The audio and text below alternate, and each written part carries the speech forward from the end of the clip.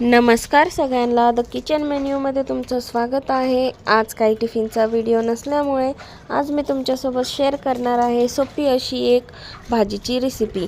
तर ती भाजी आहे हरभऱ्याच्या पानांची।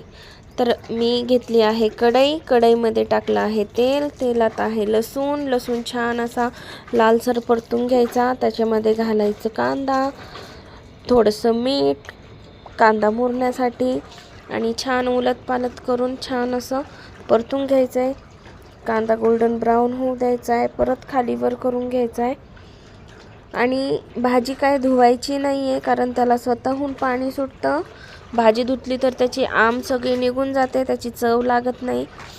आता कांदा परतलाय, त्याच्यावरती घालायची भाजी छान अशी। थोडंसं लिंबू पिळायचं आहे चवीपुरतं, थोडंसं आंबटपणा यायला। शहरात ज्या भाज्या मिळतात त्याला काय आम नसते, कारण ते ऑलरेडी धुवून आलेले असतात। गावाकडच्या भाज्यांची चव वेगळी लागते, त्याच्यामुळे स्वतःच त्याचं आंबट पाणी सुटतं। इथे तशी भाजी नाही मिळत, म्हणून चवीपुरतं मीठ घालायचं आहे, थोडंसं लाल तिखट घालायचं आहे आणि परतून घ्यायची छान। 5-10 मिनटं झाकून ठेवायची। तयार आहे आपली भाजी।